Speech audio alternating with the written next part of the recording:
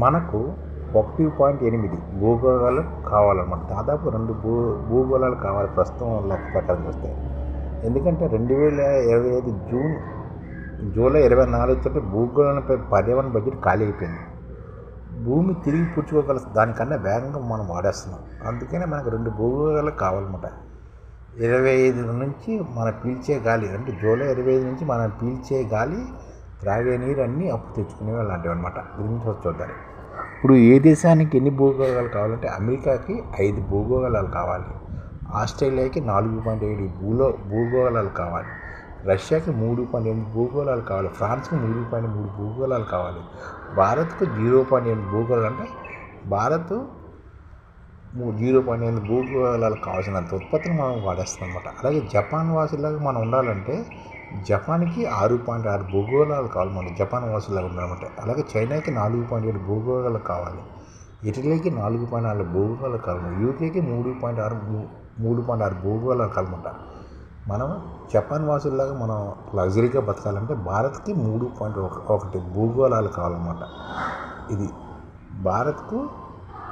అంటే మనము మానవాళి ప్రకృతి వనరులను విచ్చలుగా వాడేస్తున్నాం. మనం చేస్తున్న పనుల వల్ల కలిగే వనరుల నష్టాలు భూగోళం తిరిగి పుచ్చుకోగలిగే దానికన్నా చాలా ఎక్కువగా, ఏకంగా 80% కంటే ఎక్కువ వేగంగా మనం వాడేస్తున్నాం అన్నమాట. 2020 డిసెంబర్ ఆఖరి నాటి వరకు భూగోళం పునరుద్ధృతి చేయగల వార్షిక న్యాచురల్ క్యాపిటల్ మొత్తాన్ని మానవాళి జూలై 24 కల్లా తుడిచిపెట్టేసింది. 25 నుంచి మనం పర్యావరణ వాడకం ప్రారంభమైంది అన్నమాట. కెనడాలో యాక్ యూనివర్సిటీ అంచనాల ప్రకారం 2020 డిసెంబర్ ఆఖరి నాటికి మానవాళి పర్యావరణపు 80% చేరుతుంది. అంటే దాదాపు 2 భూగోళాలు పునరుద్ధృతి సమకూర్చినంత ఎక్కువగా ప్రకృతి వనరులను మనం వాడేస్తామన్నమాట. 2 భూగోళాలు మనకు కావాలన్నమాట. 54 ఏళ్ళు ఎంతో తేడా వచ్చిందన్నమాట.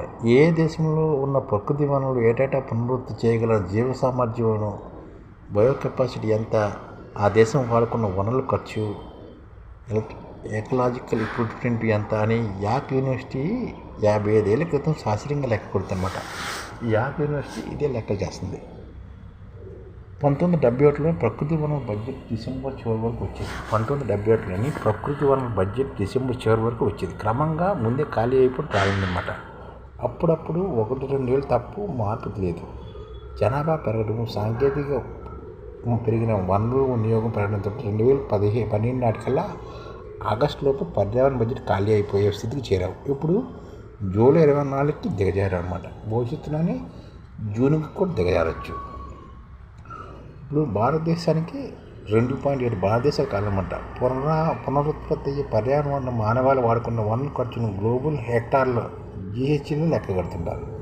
2024 నాటికి ప్రపంచవ్యాప్తంగా తలసరి ఒకరికి ఎర్త్ బయో కెపాసిటీ 1.5 GHG కాగా తలసరి ఎకలాజికల్ ఫుట్ ప్రింట్ 2.6, అంటే బయో కెపాసిటీ రేటు 1.1% ఉన్నమాట.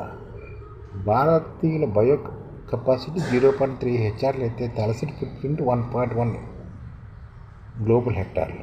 అంటే మన దేశంలో ప్రతి ఒక్కరూ ఏటా భూదేవికి 0.8 GMC మేరకు వనగసులు అవుతున్నారు. అంటే మన వాడకం ఇలా కొనసాగితే మన అవసరాలకు 2.7 భారతదేశాలు కావాలి, లేదా 0.8 భూగోళాలు కావాలన్నమాట.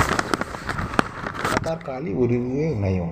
భౌగోళికంగా ఆయా దేశాల్లో ప్రకృతి వనరుల సుసంపన్నం, అడవుల విస్తీర్ణం, జనాభా వనరుల వినియోగం, తీరుతెన్నులు వంటి అనేక అంశాల ఆధారంగా ఆయా దేశాల GHGలు మారిపోతుంటాయన్నమాట. బయో కెపాసిటీ తక్కువ ఉండే వనరుల వాడకం ఎక్కువగా ఉంటే దేశం పర్యావరణ వార్షిక బడ్జెట్ చాలా కొద్ది కాలంలో అడుగుండిపోతుంది. ఉదాహరణకు ఎడారి దేశమైన ఖతార్ పర్యావరణ ఖాళీ డిసెంబర్ 6 నాటికి ఖాళీ అయిపోయింది. పర్యావరణ ఖాళీ డిసెంబర్ 6కి ఖతార్ ఖాళీ అయిపోయింది. డిసెంబర్ వరకు తన పర్యావరణ బడ్జెట్ను వాడుకోగలుగుతున్నది ఒక్క ఉరుగ్వే మాత్రమే. ఉరుగ్వేలోని పర్యావరణ బడ్జెట్ డిసెంబర్ వరకు ఉందన్నమాట. ఖతారు ఫిబ్రవరి 6ని ఖాళీ అయిపోయింది. మిగతాదంతా పర్యావరణ రుణపడిందన్నమాట. ఇప్పుడు తేదీ వెనక్కి జరపాలంటే ఏం చేయాలంటే, మన పర్యావరణం రుణపడినట్టు పర్యావరణ బడ్జెట్ వెనక్కి జరపాలంటే ప్రకృతి వనరుల వినియోగం తగ్గించుకుంటూ పర్యావరణ పరిరక్షణకు మనం నడుము బిగించాలి. ముఖ్యంగా జనాభా పెరుగుదల, ఆహార ఉత్పత్తుల పద్ధతులు, ఇంధన వినియోగము, నగరాల నిర్వహణ, భూగోళ ఆరోగ్యాన్ని మెరుగుపరిచే పనుల్లో మనం మార్పు తేవాల్సి ఉంటుంది. ఆహార వృధాను అరికట్టడము, శాకాహారానికి ప్రాధాన్యత ఇవ్వడము, ప్రకృతి సేద్యాన్ని వ్యవసాయ పద్ధతులను అనుసరించడము, పచ్చదనాన్ని, అడవుల విస్తీర్ణం గణనీయంగా పెంచడం ద్వారా ఎర్త్ ఓవర్ ఫుట్ని డేని 32 రోజులు వెనక్కి నట్టవచ్చని యార్క్ యూనివర్సిటీ నిపుణులు అంచనా వేస్తున్నారు. ఆ దేశము ఈ దేశం అనే కాకుండా భూతవాసులందరూ అన్ని విధాల వనరుల వినియోగం కనిష్ట స్థాయి నిర్ణయించుకున్నప్పుడే పర్యావరణ లోటు బడ్జెట్ కొంతైనా భర్తీ అవుతుంది. లేదంటే ఎప్పటికీ పోర్చదు, పెరగడం తప్ప. పర్యావరణ బడ్జెట్ ఖాళీ అయిపోయింది. భూగోళంతో పర్యావరణ బడ్జెట్ ఖాళీ అయిపోయింది.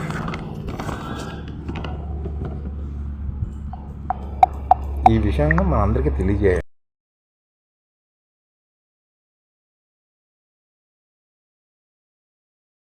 ఈ ఛానల్ ముఖ్య ఉద్దేశం ఏంటంటే, మన తెలుగు రాష్ట్రాల్లో 1 కోటి మందికి సంఘటిత రంగాల్లో ఏ విధంగా ఉద్యోగాలు ఇవ్వవచ్చు, కనీస నెల జీతం 30,000 వరకు ఏ విధంగా ఇవ్వవచ్చు, ఏ విధంగా చేస్తే ఉద్యోగాలు సృష్టించబడతాయో వివరిస్తూ ఈ ఛానల్ వీడియోలు వస్తాయి.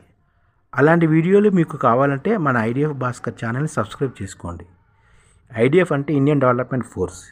ఈ వీడియోలు చూసిన తర్వాత మీకు నచ్చితే లైక్ చేయండి, మీ ఫ్యామిలీ మెంబర్స్కి షేర్ చేయండి, మరియు మీ ఫ్రెండ్స్కి షేర్ చేయండి. Thank you. నమస్కారం.